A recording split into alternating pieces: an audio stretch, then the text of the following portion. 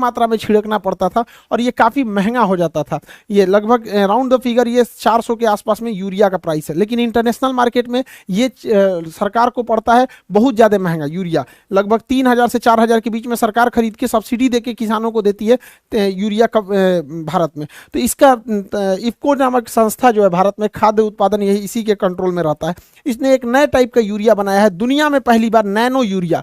Nano urea particle जबरदस्त इसलिए है क्योंकि यह महज आधा लीटर से 1 एकड़ जमीन में इसके यूरिया का छिड़काव किया जा सकता है। और आधा लीटर 250 रुपया खर्च आएगा, 250 में 1 एकड़ किया जा सकता है। यानी जहां 50 बोरा लगता था वहां आधा लीटर लगेगा। अब इससे क्या है कि अब जब आधा लीटर ही खरीदना है तो महंगाई ज्यादा मायने नहीं रखती। जब क्वांटिटी ज्यादा खरीदना है तब ना आदमी महंगा खरीदता है।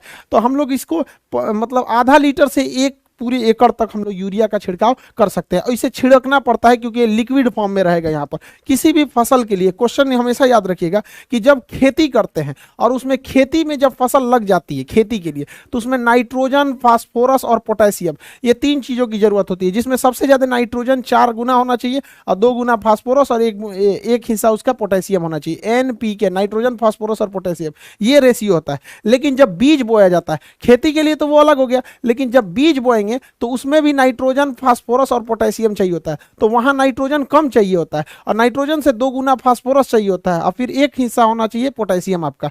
तो याद रखिएगा ये क्वेश्चन पूछेगा बीजारोपण के समय सबसे ज्यादा किसकी जरूरत होती है, तो फास्फोरस। फास्फोरस की पूर्ति जो होती है DAP से होती है, डाई अमोनियम फास्फोट। DAP से फास्फोरस की पूर्ति होती है और यहाँ नाइट्रोजन की पूर्ति यूरिया से होती है। 46% यूरिया में नाइट्रोजन होता है। तो खेती के लिए सबसे ज्यादा जरूरी है नाइट्रोजन, ये यूरिया में नाइट्रोजन मिल जाता है। और बीज बोते समय सबसे ज्यादा फास्फोरस की जरूरत है। ये तो बहुत महंगा है, लगभग 1500 के आसपास DAP का बोरा है।